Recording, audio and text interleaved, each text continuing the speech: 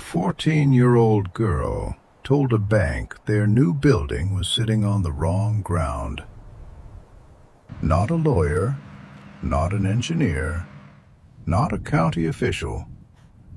A girl with mud on her boots, a pencil behind her ear, and a weather-stained notebook full of things nobody in a boardroom had bothered to measure.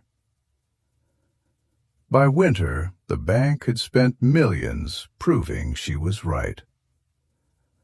Her name was Tessa Vail, and she lived on 240 acres along the North Fork of the Red Ash River in eastern Idaho, where the fields were thin, the winters were mean, and the river never stayed as quiet as it looked. Her grandfather used to tell her, "Water writes in places men don't read."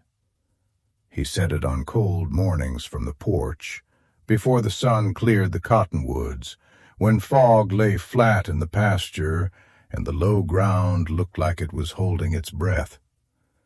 Tessa believed him because he had proof.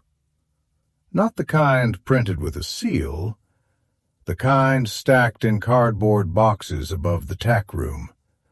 46 years of notebooks, rain dates, first frost, last frost, where the elk crossed, which patch stayed green during drought, which spring turned cloudy after a hard thaw, which part of the lower meadow would carry a tractor in July, but swallow a fence post in April. Her grandfather had written all of it down in tight blue ink. After his hands started shaking, Tessa kept writing for him. She was not trying to be special. She was trying to be accurate. In March, she noticed the river was wrong, only by a little. The water line sat 2 finger-widths below the scar on the old alder stump. The sandbar behind the lower gate showed 3 weeks early. The meadowlarks nested farther upslope than the year before.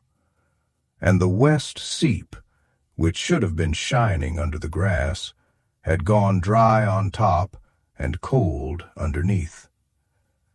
Tessa pushed a broken willow branch into it and felt the first 8 inches give nothing back. Then the branch dropped.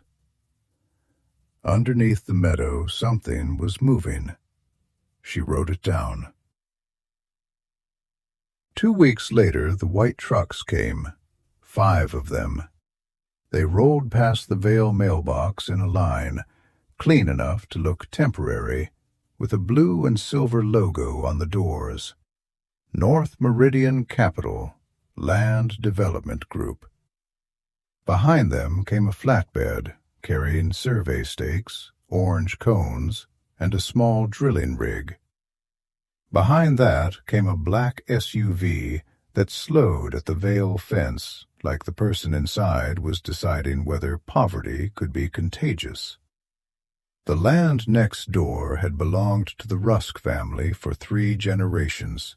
7,000 acres of dry pasture, brush, river bottom, and 1 old spur line that had not carried grain in 20 years.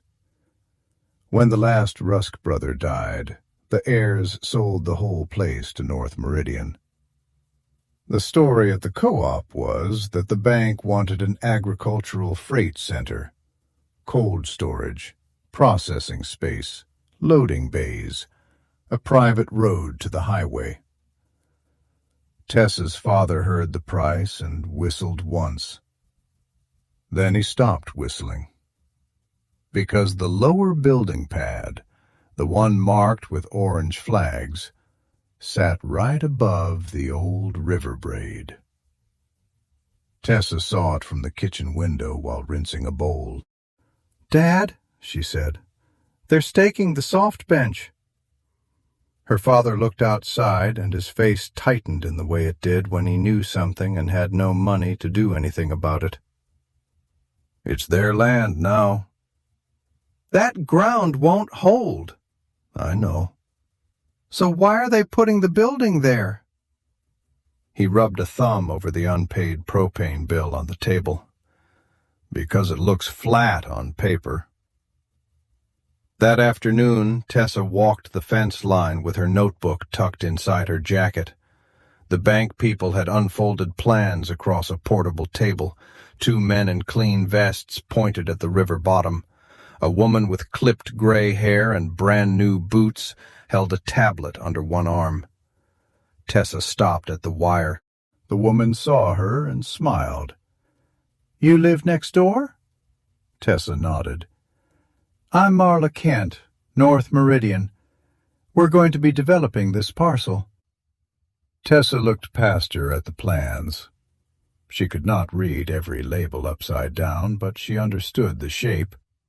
A long rectangle near the old rail spur, truck aprons above it, retention ponds drawn where the grass always changed color first. "You're putting the first warehouse there," Tessa said. Marla followed her eyes. "Yes, Phase 1. It gives us the best access to rail and highway." "That's not the best ground." One of the men glanced up from the plans. Then, a fleece vest and the careful patience adults use when they have already decided a child is background noise. "What makes you say that?" Tessa chose the sentence her grandfather would have chosen. "The river has another road under it." Marla's smile held. "Another road?" "An old channel. It comes off the bend, crosses that flat in a hook, and drains toward our spring. It's not where your stakes are." The man with the silver pen nodded. "We appreciate local knowledge. We've got a licensed geotechnical firm coming next week. They'll miss it if they drill on a square grid." Now he smiled, not cruelly. Worse. Politely. "We're pretty comfortable with our process." Tessa felt heat climb under her collar, but she did not raise her voice. "The ground will tell you before the plans do." Nobody wrote that down. As she walked back along the fence, one of the younger surveyors gave a small laugh, not loud enough to be called rude, just loud enough to say she had become a story they would tell over coffee. That night, Tessa climbed the barn ladder and opened her grandfather's notebooks. She found May, 1992. Lower bench flooded after dry month.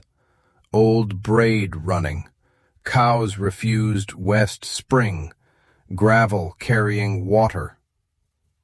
Then April 2008. Drill post sank 3 feet near Rusk Line. Surface crust dry. April 2008. Drill post sank 3 feet near Rusk Line. Surface crust dry. Underlayer moving. She copied both entries into her own book. The drilling rig arrived the next Thursday. Tessa watched from the Vail side while the crew worked across the bottomland. The engineer's name was Bhandari. He was careful, professional, and not lazy. That was what made it worse. He drilled where the contract told him to drill. Every 180 feet, 12 feet deep, straight rows across a crooked truth. On the upper bench, the cores came up firm, pale silt, clay, gravel, good bearing. Near the bottom, the cores still looked fine because the holes landed on either side of the old braid. The buried channel curved between them, close enough for the rig to hear if it had known how to listen. Tessa marked each boring location in her notebook. She did not interfere. She had already told them. By June, the graders arrived. They shaved the meadow, pushed topsoil into berms, and opened a foundation cut 8 feet deep for the slab and loading docks. At 5.5 feet, the west wall darkened. A slow seep crawled through the cut like a secret. Bandari came back. He took readings. He told the superintendent the water was manageable. River sites had groundwater. They would add drainage stone, vapor barrier, and pumps. North Meridian approved the change order before sunset. Footings were poured the last week of June. The slab followed in July. The first crack appeared in September. It was thin enough to dismiss. A gray thread across the northwest corner.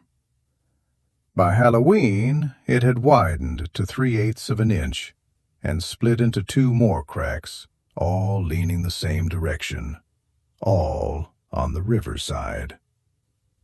When the steel frame went up, the slab began to settle unevenly. The superintendent blamed the concrete. The concrete company blamed curing. The bank blamed weather. The weather said nothing. Then the west spring on the Vail place turned bitter. Tessa's father tasted it once and spit into the grass. For as long as Tessa had been alive, that spring had run clear from the base of the slope behind the lower pasture. Cattle drank there. Her mother had filled jars from it when the well pump failed. Her grandfather said it came out of the hill with memory in it. Now it smelled faintly of fuel and metal. The county extension office took samples. The report came back 2 weeks later. High turbidity. Trace petroleum hydrocarbons. Fine suspended sediment consistent with disturbed subsurface flow. Her father read it at the kitchen table. Then he looked at Tessa. "Bring the notebooks." The meeting happened on a freezing Tuesday in the county annex. Tessa wore her brown work coat and the clean boots she hated because they had no mud in the seams yet. Her notebook sat on her lap. Beside it sat 3 of her grandfathers tied with baling twine. Marla Kent was there. So was the man with the silver pen. His name was Everett Sloan, Vice President of Commercial Assets. Bandari sat near the wall with a folder in front of him. A county hydrologist came. A Department of Environmental Quality officer came. North Meridian's attorney came and said almost nothing. The meeting was supposed to be about contamination. It became about listening. A young engineer named Elena Rocha stood and placed a map on the table. She had pulled aerial photographs dating back to the 1960s. She had compared old soil surveys, LiDAR shadows, drainage records, and the bank's boring logs. Then she drew a red curve across the development site. It cut diagonally under the slab, not straight, not square, not convenient. The buried channel was filled with loose alluvial gravel nearly 40 feet deep in places. The bank's 12-foot borings had landed on both shoulders of it without crossing the middle.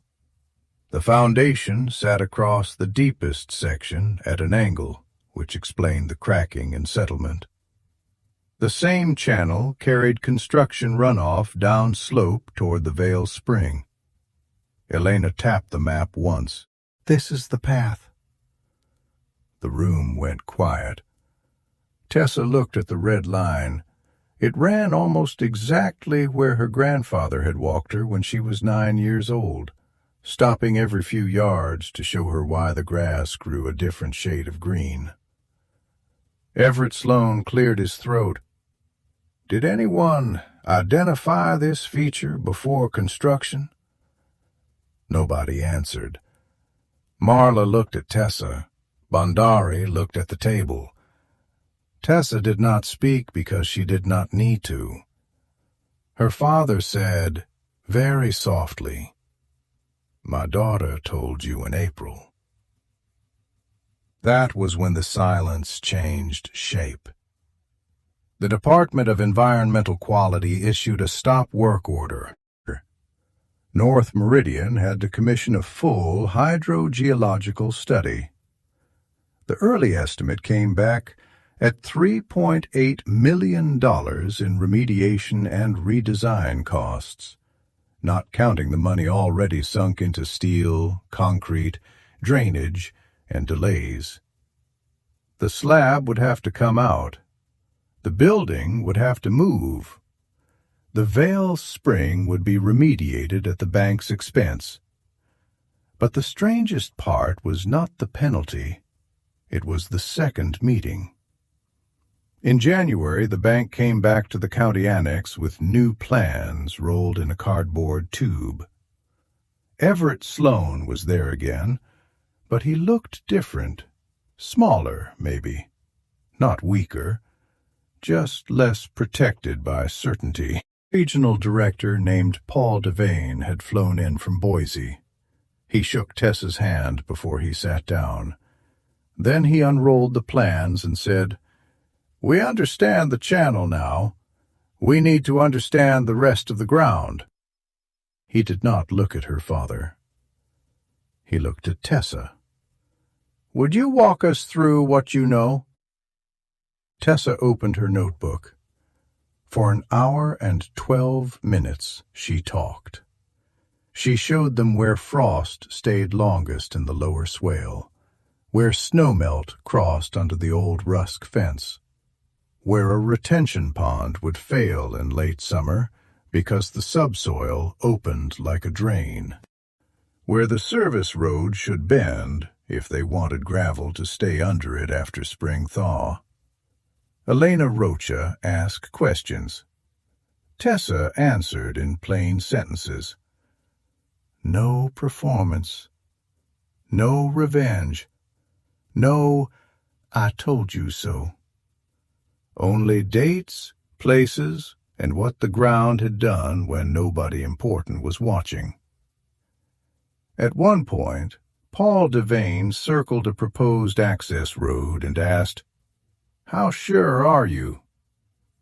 Tessa turned 3 pages back. April 17th, 2019. My father got the hay trailer stuck there with no load on it. Same week, elk crossed 20 yards upslope. They know the firmer line. Paul wrote it down. After the meeting, Everett Sloan stayed behind. He looked at the notebook in Tessa's hands. "How long have you been keeping those records?" "Since I was 8. "And before that?" "My grandfather started in 1976. Everett nodded slowly. "We should have asked you at the fence." Tessa thought about the small laugh behind her back, the cracks in the slab, the bitter spring, and her grandfather's hand shaking too hard to write. Then she gave him the answer he deserved. "Yes," she said, "you should have." By the following spring, Phase 1 had been moved to the upper bench, 600 yards from the river, on ground that drained north into a natural gravel ridge. The old bottomland was taken out of the build zone and placed under a conservation easement. North Meridian called it mitigation. The county called it responsible planning. Tessa's grandfather called it common sense, though by then he had to say it slowly. In May, a thick envelope arrived at the Vail house. Inside was a copy of the revised site plan and a note from Elena Rocha.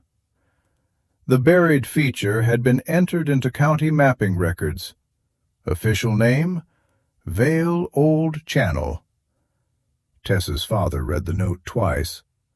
Then he carried it to the porch where her grandfather sat under a blanket, watching fog lift from the low pasture.